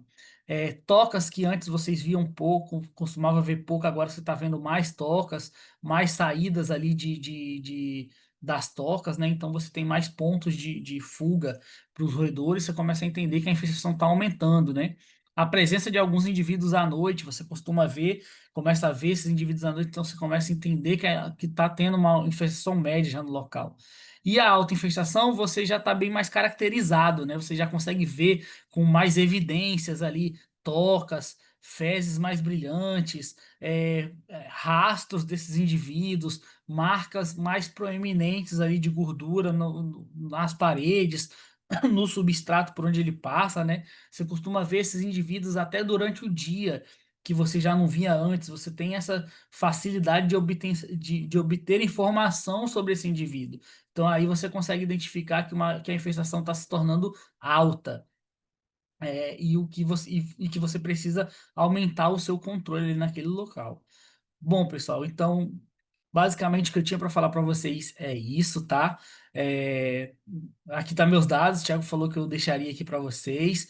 Justamente está aqui o nosso Instagram para vocês darem uma olhada lá, seguir a gente também. Tá meu telefone de contato, meu Instagram pessoal. E é isso. Eu espero que vocês tenham gostado. Qualquer coisa, podem tirar dúvidas aqui no chat agora que a gente vai atender todos vocês. É, Podem falar comigo para tirar dúvida, para solicitar informação, o que vocês quiserem, eu estou à disposição para atendê-los. Espero que vocês tenham aproveitado bastante o conteúdo. Se eu falei um pouco rápido, eu peço desculpas. Essa é a primeira vez que estou fazendo uma gravação aqui pela Insight Max, então confesso que tem um pouquinho de nervosismo também. Mas prometo que nas próximas eu vou me conter um pouco mais com relação à velocidade de fala. Mas é isso. Muito obrigado a todos. Tiago, tem algum apontamento? Vai dar sequência agora, né? A gente vai dar sequência aqui, mas, Leonardo, a gente tinha até conversado antes, né, gente? Sempre que a gente vai executar algo novo, é uma novidade, a gente fica com aquela preocupação, com aquele receio, o que é extremamente importante. O Leonardo se preparou para isso, ele preparou o material, se preocupou em passar as informações corretas, então isso é que nos faz diferenciado, né? É esse tipo de apoio que a gente quer oferecer para vocês. E não um monte de achismo ou falar da boca para fora, uma série de coisas. O Leonardo ele já trabalhou em empresas de controle de pragas, então ele tem experiência de campo. Ele tem experiência na responsabilidade técnica também. Então, eu acho que é extremamente importante esse nosso setor dividir para multiplicar. A gente precisa desse apoio, né? Aquele tal slogan, né? Unidos somos mais fortes. E é verdade, né? Existem sim concorrentes, mas não existem inimigos, pelo menos no meu ponto de vista, né? A gente evita ou não tem inimigos em lugar nenhum. A gente tem que justamente seguir a vida da melhor maneira possível. Leonardo, foi muito bom. Obrigado aí pelas explanações, pelo tempo, pela explicação. Gente, o Leonardo ele vai participar de outras, né? Agora, ele não está sabendo diretamente, ele está sabendo agora, mas Ó, que ele beleza! vai ter live em Instagram, vai ter outros treinamentos no YouTube, enfim. Mas seguem aí os contatos do Leonardo. Se precisar solicitar algum treinamento, falar sobre os produtos, ele está à disposição também para conversar com vocês, assim como eu. Perfeito. Tá bom, gente? O Leonardo está aí para somar, Massa. para nos auxiliar. Ele tem feito um ótimo trabalho no Rio de Janeiro. E, Obrigado. Fiquem à vontade bom, mesmo. beleza. E bola para frente. Leonardo, agora eu vou compartilhar aqui a minha tela. Tá, eu vou tirar aqui meu compartilhamento Tá? e também vou ficar aqui mudo e sem o vídeo para que você possa nos enaltecer com seu conhecimento. Tranquilo, tranquilo. Pessoal, então, chegou a minha parte aqui que vai ser bem, bem objetiva, assim, a parte mais prolongada do treinamento foi a que realmente o Leonardo expôs aí. Evidentemente que não dá para a gente passar todas as informações, principalmente de quatro espécies que foram abordadas, Blatella, musmúsculos, ratos e ratos normais, não dá para passar tudo num tempo tão curto. Então, a gente preparou essas apresentações muito mais assertivas, muito mais diretas. Se vocês quiserem algo com mais detalhe, vocês depois podem nos chamar e escrever aí no chat, tá? A minha parte aqui, gente, compete justamente nessa questão de controle, os praguicidas, tanto para controle de baratas, que são os inseticidas, quanto os rodenticidas, os raticidas, para o controle dos roedores, tá bom? Qualquer dúvida, por favor, interajam, participem, coloquem suas questões aí no nosso chat e a gente vai respondendo na medida do possível, tá bom? O Leonardo destacou bem essa questão da biologia e do comportamento da platela, e como nós lidamos com seres vivos, é preciso entender essas questões, esse quesito. Ah, Tiago, mas a minha formação não é biologia, não é agronomia, não é veterinária, minha formação não é técnica. Mas esse ramo é. Esse ramo precisa desses dados, precisa dessas informações. Para sermos profissionais, nós precisamos entender aquilo que nós trabalhamos. E o ser vivo, ele tem várias características. A gente precisa entender sobre esses dados, ter essas informações. Até mesmo porque quanto mais conteúdo nós tivermos, melhor vai ser os nossos argumentos para com o cliente. Muito melhor. A gente consegue fechar mais serviços, a gente consegue convencer melhor o cliente, a gente consegue explicar para o cliente o que vai ser feito, a gente consegue transparecer profissionalismo. Eu acho que é isso que a gente precisa buscar no nosso setor, por isso que é extremamente importante ter essas informações em mãos. Falando aqui diretamente do controle de Blatella germânica, eu sempre mostro esse slide que eu acho extremamente importante nos treinamentos sobre o controle dessa praga, é o seguinte. Leonardo lá falou, o tipo de desenvolvimento que a Blatella desenvolve é uma hemimetabolia, é um desenvolvimento incompleto, né? Então, do ovo que está dentro da ooteca eclodem as ninfas, que são muito semelhantes aos adultos, só que não têm as características sexuais desenvolvidas, né? O aparelho reprodutor desenvolvido, nem as asas.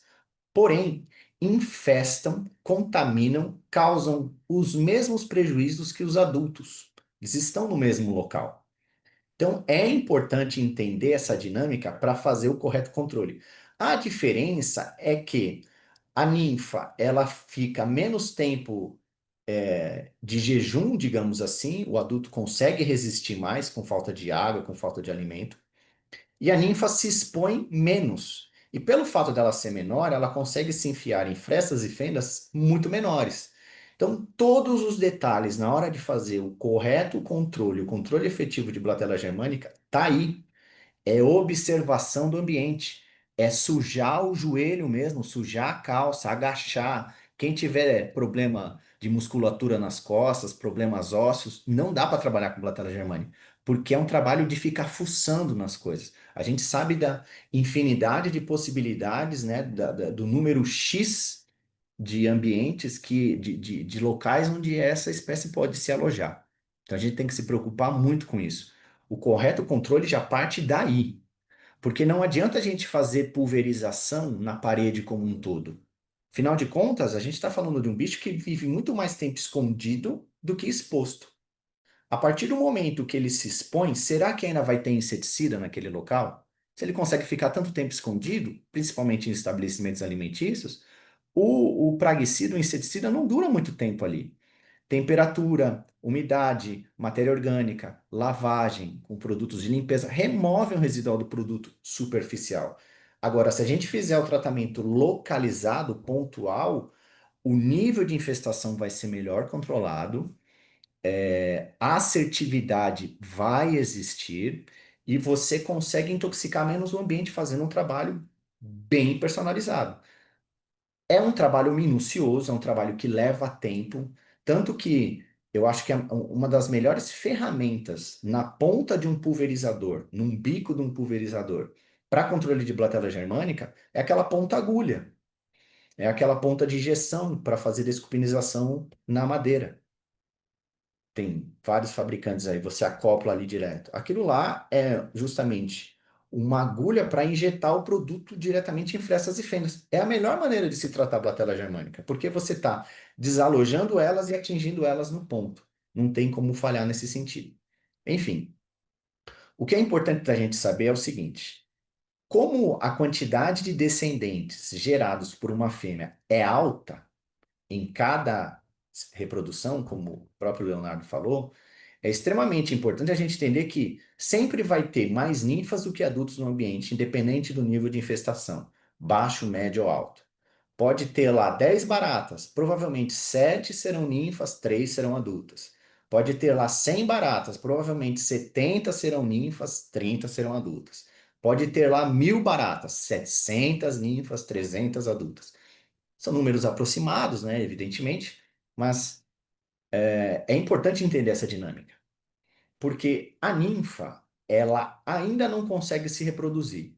Porém, se essa quantidade de ninfa chegar na fase adulta, imagina a quantidade de filhotes que ela não vai conseguir gerar. Por isso que deve ser feito um controle para quebrar o ciclo de vida da praga. Não só falando de quebrar para fazer um manejo de resistência e tolerância química, com diferentes grupos químicos, com diferentes modos de ação. Não é só isso. É impedir que a fase jovem atinja a fase adulta para a fase adulta não conseguir se reproduzir. Eu não estou descartando a possibilidade de controlar o adultos, porque é importante sim, mas as ninfas eu acho que tem que dar prioridade. Ah, Thiago, tem lugar que eu vou fazer o tratamento e eu só vejo o adulto, não vejo ninfa. Das duas, uma provavelmente. Ou há uma infestação muito recente e com transporte passivo chegou somente adultos no local, ainda vão aparecer as ninfas, ou é porque o fato dela se da exposição dessa fase ser menor, você não consegue enxergar tanto as ninfas, você vê muito mais adulto. Por isso que é importante fazer esse trabalho da vistoria, do monitoramento, ponto a ponto, né?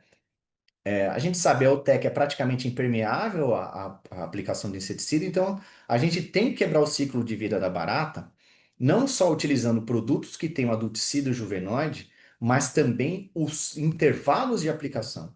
Não adianta você fazer controle de Bactéria germânica numa única aplicação.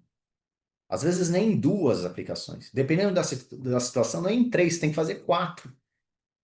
E é sempre importante, principalmente em estabelecimento alimentício, como está sempre recebendo mercadoria, sempre mercadoria de fora, né? Transporte passivo, caixa de papelão, caixa de madeira, está sempre reinfestando o local, é manter o contrato.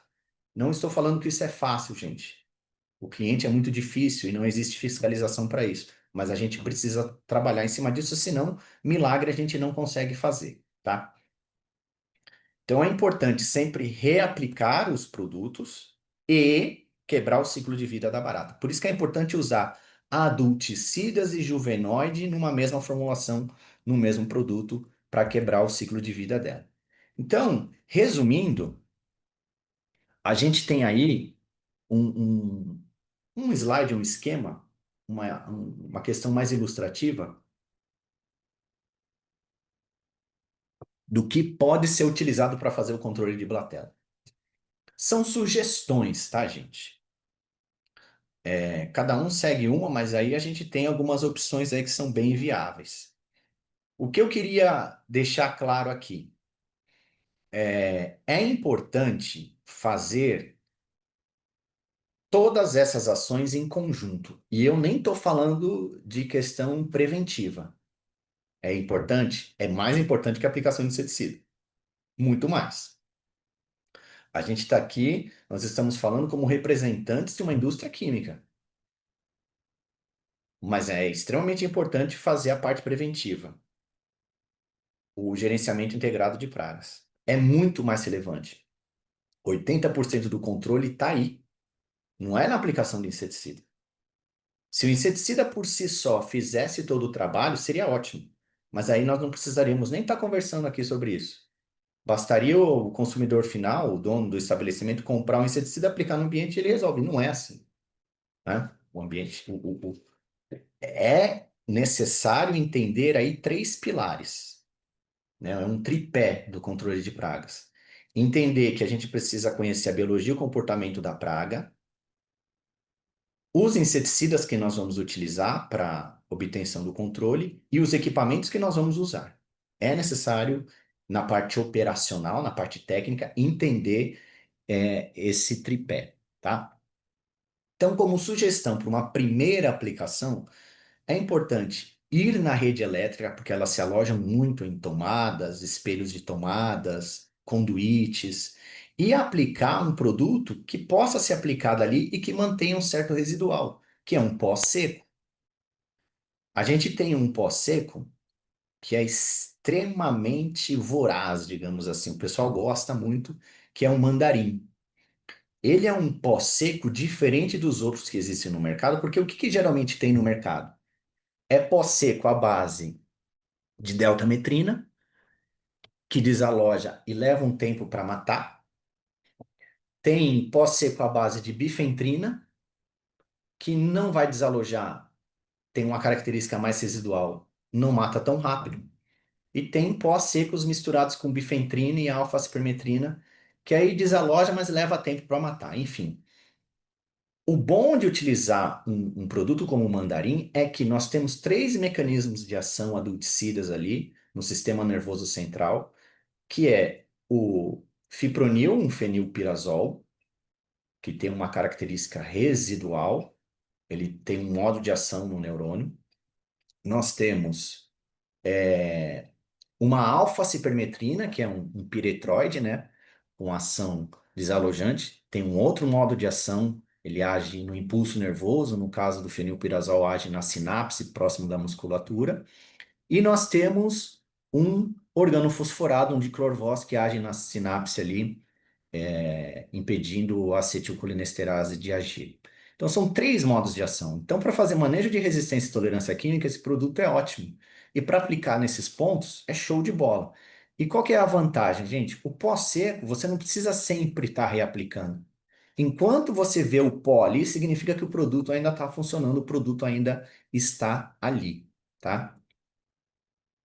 É também necessário tratar os aparelhos eletroeletrônicos, sempre.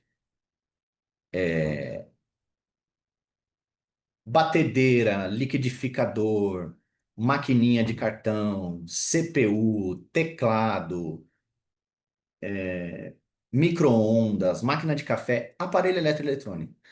E nesses pontos, é muito perigoso você utilizar um pó. Não dá para você utilizar líquido. Então, qual que é a formulação que tem que ser utilizada? É o gel. Então, o posicionamento do gel através de pingos, de pequenos pontos, mesmo porque a barata come muito pouco, se faz necessário. Aí a gente tem o Defin Gel Baraticida. Isso é necessário, gente. Eu não estou falando para usar o mandarim ou o gel. Então, para usar eles juntos. Aí a gente já vai chegar num ponto polêmico, tá? Que eu gosto de deixar claro para ninguém ficar aí especulando. Nós estamos para lançar um novo gel, que é o Screen Prime Gel, novo gel baraticida, com dois princípios ativos, fipronil e indoxacarb, dois modos de ação, ótimo para fazer manejo de resistência e tolerância química, com alta atratividade e palatabilidade, uma formulação completamente nova, que vem em bisnagas de 40 gramas. Vai ser aí, até o fim desse mês, ele vai estar já para venda, está disponível para venda. É um gel que vem aí para fazer diferença. Ele vai ter 40 gramas, um preço de 30, então vai ser vantajoso, né? Vai ter um ótimo custo-benefício, além de ser um gel que se mantém mais estável no ambiente por mais tempo, né? Então aquela questão de escorrimento é diferente do Defin. O Defin ele tem uma coloração clara. O Screen Gel ele tem uma coloração mais escura, então você vê que a gente mexeu na atratividade dele. E vai ter uma modificação do mandarim. O mandarim a gente vai tirar o de Clorvós e vai colocar um carbamato. A gente vai colocar o Propoxur.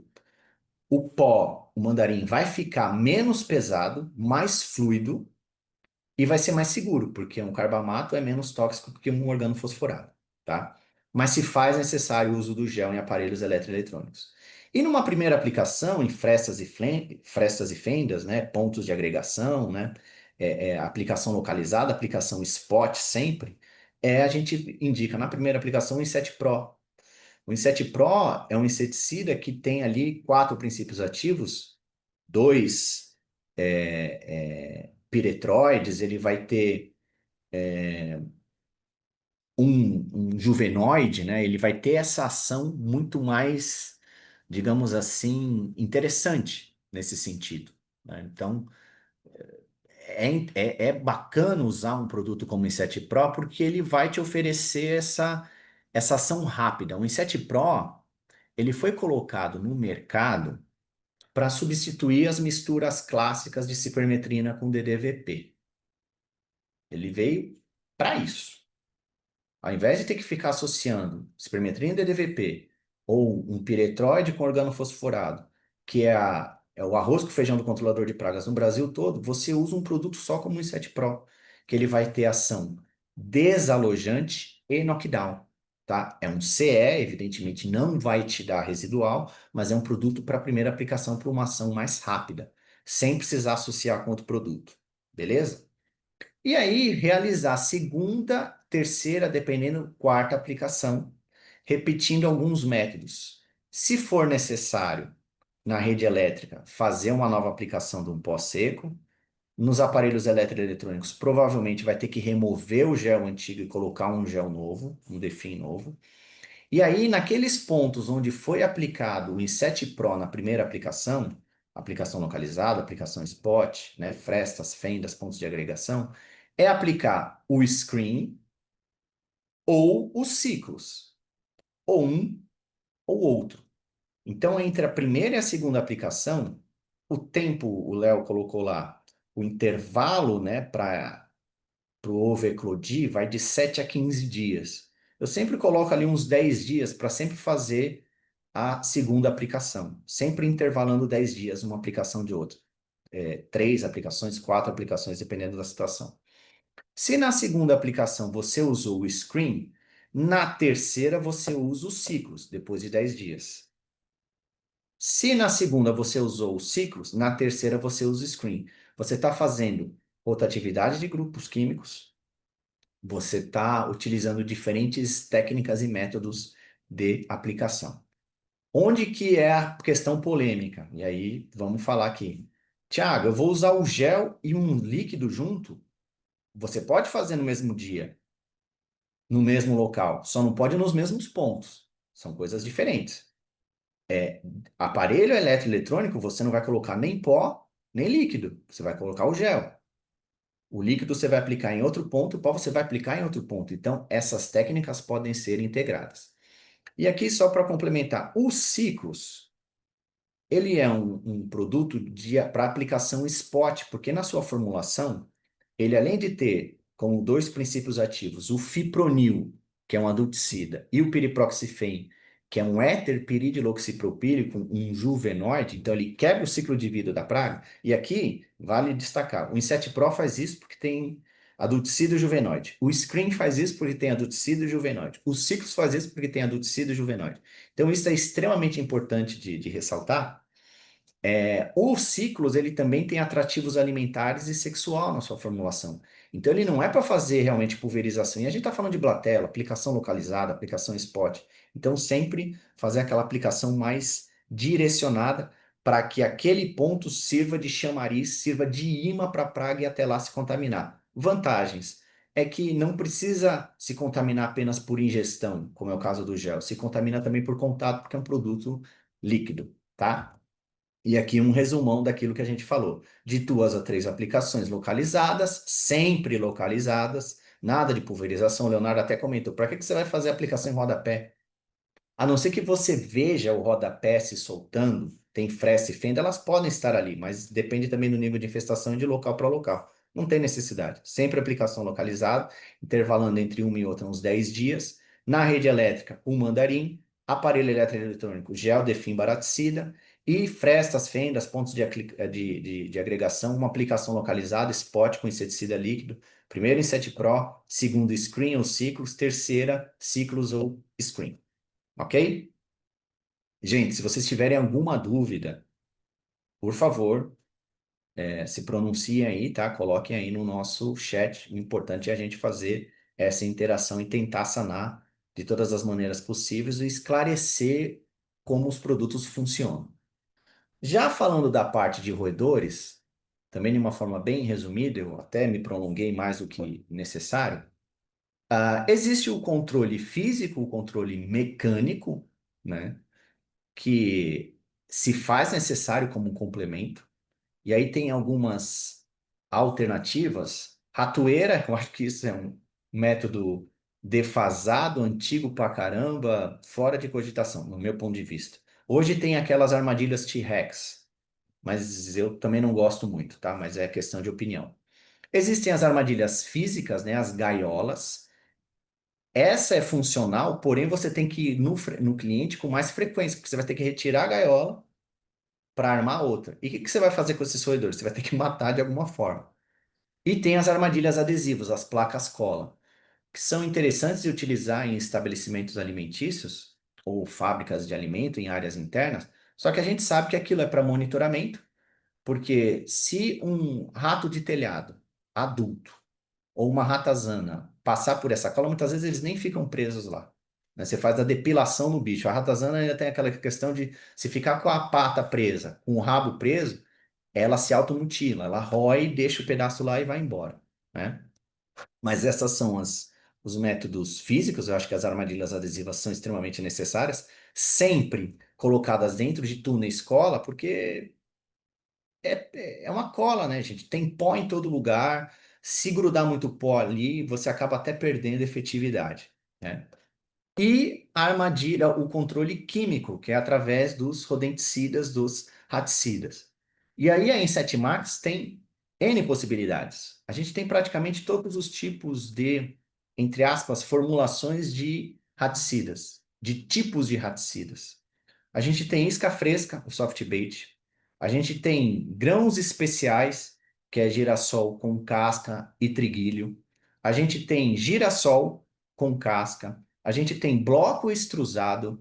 A gente tem isca granulada, que é o pellet. E a gente tem pó de contato. Aliás, a linha Ratokill, ela vai mudar. Ela vai deixar de ser linha Ratokill e vai virar a linha toda Rodimax. Rodimax pó de contato, Rodimax grãos especiais, Rodimax bloco extrusado, tá?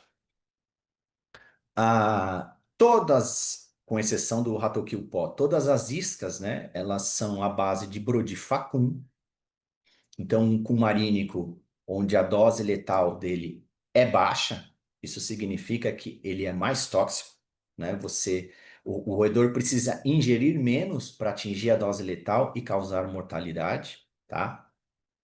É um dos mais utilizados, mas a grande diferença não está só no princípio ativo, mas sim na capacidade atrativa dos produtos. Por exemplo, Rodimax Soft Bait. É uma massinha de modelar, digamos assim, feitas por farináceos, constituída, né, por farináceos e vários tipos de óleos vegetais.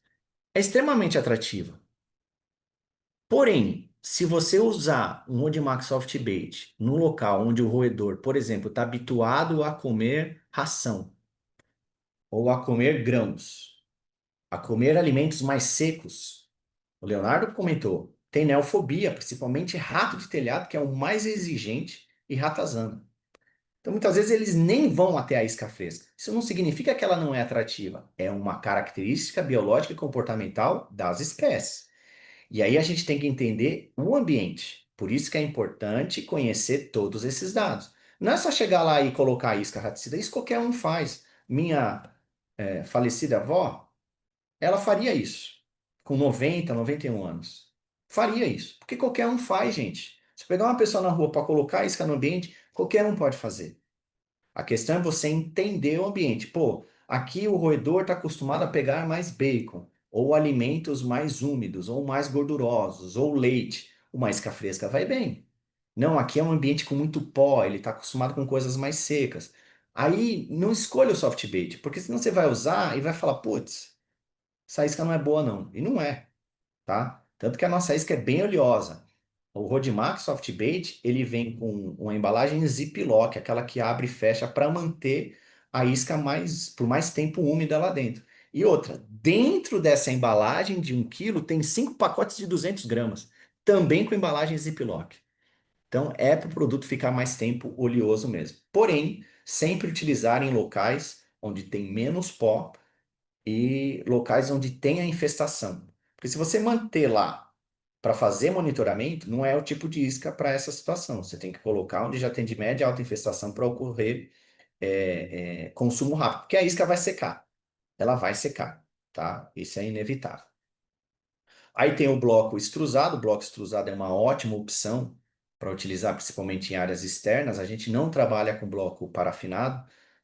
O bloco extrusado, ele tem aglutinantes semelhantes à parafina ou até mesmo menos parafina para dar aquela aglutinação no bloco. Só que o processo de fabricação é diferente do parafinado. Ele é um processo de fabricação, entre aspas, a frio, que é feito através da extrusão. Na extrusão, os ingredientes alimentares não sofrem aquele aquecimento, não são cozidos. Então, o produto, os ingredientes alimentares mantêm as suas características organolépticas: cor, sabor, odor. Então, isso acaba aumentando a atratividade do bloco. Então, é ótimo para utilizar sempre dentro dos porta-iscas, em áreas internas e áreas externas. Assim como os grãos especiais, onde é possível deixar resíduo de casca, é uma ótima opção, porque você tem ali o girassol, que é um girassol industrial utilizado para extração de óleo de girassol, então é um girassol mais escuro, extremamente oleoso, e tem o triguilho, que é um tipo de semente, o tipo de grão que os roedores gostam, onde o triguilho como um todo está impregnado com o produto. Então, ele vai consumir mais diretamente, vai gerar menos resíduo e você consegue uma mortalidade maior, tá? Assim como o pó de contato, gente. O Ratoquil pó de contato é para ser utilizado em tocas, né, principalmente de ratazanas em áreas externas, é a melhor maneira de se trabalhar e o nosso ativo também é o Cumatetralil. Hoje, pode contato no mercado, tem com varfarina e Cumatetralil. Por que que a gente escolheu o Cumatetralil? Simples, porque é um princípio ativo que também tem a dose letal menor que a varfarina, então ele mata mais rápido, tá? Detalhes, o nosso Ratoquil pó de contato, ele tem um ingrediente hidrofóbico ali, que é o estearato de magnésio, e ele tem componentes lipofílicos, ou seja, que ajuda o pó a impregnar no pelo do rato, que é oleoso e é gorduroso, tá? E o nosso soft bait, grãos especiais, GS e isca granulada possui um componente chamado de fluoresceína sódica. A fluoresceína sódica nada mais é do que um ingrediente que causa bioluminescência na urina dos roedores. Ela é eliminada na urina dos roedores, essa fluoresceína, e assim que iluminada com uma lanterna UV, ela fica fluorescente. Por que que é bacana isso? Só para mostrar para o cliente que brilha no escuro? Não, não é isso. Brilha com uma lanterna? Não, não é isso. Porque existem locais onde você identifica a presença de roedores, e o Leonardo falou isso, mordeduras, né? Marca de gordura, fezes, tocas, beleza. Agora tem outros locais onde você não consegue saber exatamente por onde ele está passando. Ou imaginem uma pilha em cima de pallets de várias sacarias. O roedor tá lá na última pilha e ele urinou. Você não consegue sentir, a não ser pelo odor, que ele urinou naquele local. Então, a fluoresceína sódica ajuda nessa identificação, onde o roedor está passando, onde ele contaminou, tá? A dose letal, né? Dos roedores, quando eles podem se alimentar, né, de várias iscas, é assim, gente.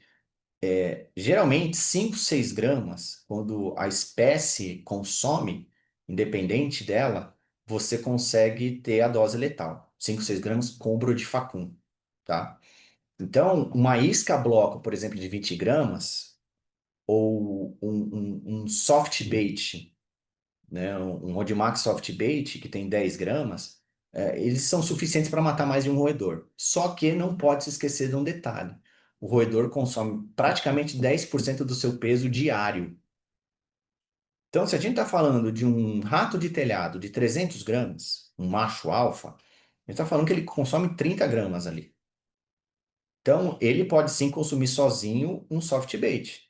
Por isso é extremamente necessário colocar mais de uma isca naquele local e estar sempre fazendo um monitoramento para a reposição dessas iscas. Senão vai dar efeito bumerangue que a gente já vai falar, tá? Se consumir a dose letal, vai morrer lá em 3, 4 dias. E se só consumir altas doses, né, de Bortifacum, acima da dose letal vai morrer lá em 3, 4 dias. E se só consumir a dose letal, pode levar até 12 dias, tá? Então vai depender do quanto que o roedor come. E a escagem é simples, gente. Sempre vai ter que chegar no local, vistoriar o local e colocar as iscas no caminho onde os roedores vivem e transitam. Toca, trilha, ponto de passagem, sempre nos cantos, porque o Leonardo usou um slide bem bacana da baixa acuidade visual que os roedores têm. Então, eles precisam sempre caminhar pelo canto para se orientar pelo tato, tá? Colocar de 2 a 4 iscas em cada ponto de escagem, né, em cada porta-isca, porque é aquela questão, os roedores vão consumir e a gente precisa sempre estar monitorando. É importante fazer um monitoramento a cada 5, 7, 10 dias, não muito mais do que isso. É importante, porque senão vai dar efeito bumerangue.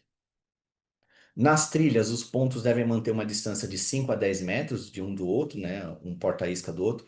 Gente, isso depende do tamanho do local. Vamos imaginar uma fábrica, que nem lá da Inset Max, que tem ali praticamente 12 mil metros quadrados. Não dá para você ficar colocando a cada 5 metros, a cada 10 metros, um porta-isca, porque existem pontos que são desnecessários. Então, o que que é ideal? Procura um ponto de acesso, um ponto de entrada, seja uma janela, seja uma porta, e coloca um porta-isca de cada lado. Porque para o roedor passar por ali, para ele adentrar, ele tem que passar pelo porta-isca. Sempre fazer o monitoramento, e durante o monitoramento, 5, 7, 10 dias no máximo, vai ver a quantidade que o roedor comeu. Dobra aquela quantidade. Sempre dobra a quantidade de isca em cada monitoramento, para que todos os roedores da colônia tenham acesso àquilo, tá? E aqui eu coloquei alguns detalhes que são bem interessantes. Por exemplo, para cada espécie, né? Ratos norvédicos, rato de esgoto. Ratos, rato de telhado, músculos, o camundongo. Os tipos de iscas raticidas da Inset Max que são melhores aceitos, com base na experiência de campo, nos feedbacks que os clientes nos dão. Então, por exemplo, a ratazana, ela come consideravelmente um pellet, um granulado, come bem grãos especiais, que é girassol com casca e triguilho, mas ela come muito bem um estrusado, um girassol, um soft bait. Assim como o rato de telhado, que é o mais exigente, você viu que até é o que tem menos opções, né? Ele aceita bem, né, o Ratoquil grãos especiais, triguilho e girassol. Aceita muito bem o girassol e o soft bait. O girassol e o soft bait são bem aceitos pelas 3 espécies. O camundongo, que é o mais, que apresenta neofilia, o mais curioso, né? Ele come o granulado consideravelmente, ele come bem os grãos especiais e come muito bem o GS e o soft bait. É, é importante entender isso para a gente conseguir posicionar e aí identificar as espécies dos roedores, tá? Por isso que o reconhecimento pelas fezes, como o Leonardo comentou, é extremamente importante, tá, gente? Sempre fazendo monitoramento, entendendo a situação. E para finalizar, por último, mas não menos importante, a questão do efeito bumerangue, que ainda tem muita gente que não conhece, mas também é polêmico. O que acontece? Ah, o controle populacional de roedores, ele é muito bem executado pela própria colônia. A colônia não vai se prejudicar tendo mais indivíduos do que ela pode suportar, do que a capacidade de suporte daquele ambiente como abrigo e da disponibilidade de água e alimento. Então, por exemplo, isso aqui acontece principalmente com ratazana. Se a fêmea entra no cio, e aí a gente viu, no caso do camundongo, o Leonardo bem colocou ali, o ciclo reprodutivo éstrico é de 4 a 5 dias. E depois já está pronto para fazer de novo, gente. Então, assim, o cio, ela pode estar induzindo o tempo todo para se reproduzir. Teve filhote, no dia seguinte já está pronto para se reproduzir de novo. Então é muito intenso, né? Quando a fêmea entra no cio, é muito frequente, muito rápido, os machos vão copulá-la, principalmente os machos alfa, os machos dominantes alfa e beta, vão copular essas fêmeas e elas vão ter filhotes, de 8 a 12 filhotes, de 6 a 12 filhotes, dependendo da espécie. Só que, se a capacidade de suporte da colônia foi ultrapassada, o que que as fêmeas costumam fazer, principalmente de ratos norvégios? Predar, praticar o canibalismo com os seus filhotes, para não prejudicar a colônia.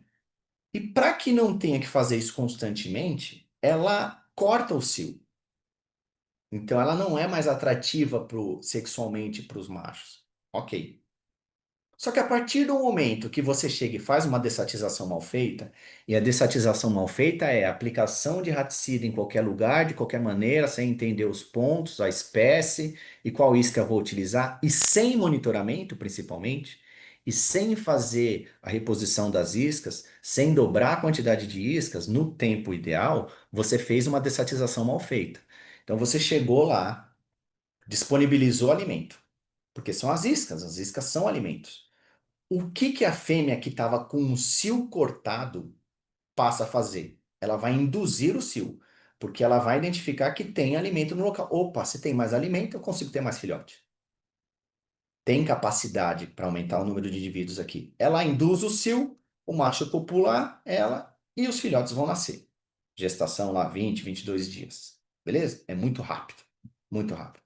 Nascem os filhotes, de 6 a 12 filhotes, dependendo da espécie. Beleza. Só que você não voltou lá ou demorou muito tempo para fazer a reposição das iscas. Pior se não voltar. Você só deixou de uma vez lá e espera o cliente reclamar para voltar. Pior coisa que tem. Por quê? Rato come praticamente 10% do seu peso por dia. A quantidade de iscas que você disponibilizou no ambiente muitas vezes não é necessário para matar todos os indivíduos da colônia. Nem todos tiveram acesso àquilo. Aí vamos imaginar, no exemplo que eu estou colocando aqui, que apenas 4 roedores comeram as iscas. Apenas 4. Esses 4 morreram. Olha só. Já tinha aumentado a disponibilidade de alimento, a fêmea já tinha induzido o cio, já estava para nascer os filhotes. 4 indivíduos morreram, abriram vagas para mais 4. O que que vai acontecer? Os filhotes, quando chegarem na maturidade sexual, 4 vão permanecer na colônia. E o restante vai ser expulso. Ou eles vão tentar conquistar novas colônias, ou eles vão formar novas colônias. Então, ao invés de controlar, você aumentou a quantidade de roedores no local, agora com colônias diferentes, em pontos diferentes. Não é que o raticida não funcionou, foi o monitoramento, a metodologia errada. Então você chegou com uma dessatização mal feita, aumentando a disponibilidade de alimento, induzindo o cio e restringindo a quantidade de alimento, ou seja, você não foi lá para repor. Isso causou dispersão da colônia. Isso se chama efeito bumerangue, por isso que é extremamente importante estar sempre seguindo esses passos. Beleza, gente? Bom, era isso que eu tinha para falar para vocês. Espero que tenha sido útil. Caso vocês tenham alguma dúvida, por favor, coloquem aí, porque a gente já está finalizando o nosso bate-papo. Desculpa até prolongar, eu prolonguei até um pouquinho mais do que eu imaginava, mas o intuito é sempre ajudar, tá? Com duas pessoas com experiência para passar mais informações para vocês. Conhecimento ninguém tira da gente. Então é muito importante a gente sempre estar multiplicando ele. Seguem os meus contatos, tem o meu da profissional da Inset Max, tá? Dicas, vídeos, material, estou sempre divulgando lá. Tem o da Inset Max Pro, que o Leonardo também colocou, da nossa linha Pro, e o meu WhatsApp. Beleza, gente? Era isso. Leonardo, obrigado, viu? Se você tiver mais alguma colocação para fazer, você fica à vontade. Nada, sem problemas, Thiago. Eu que agradeço a oportunidade. Obrigado a todos aí pela audiência, por assistirem a gente. Precisando tirar dúvidas, estamos à disposição. Maravilha. Gente, valeu. Boa noite, viu, gente? Valeu, Valeu, Léo. Boa gente. Boa noite. noite. Valeu, Thiago. Tchau, tchau. Valeu. Tchau, tchau.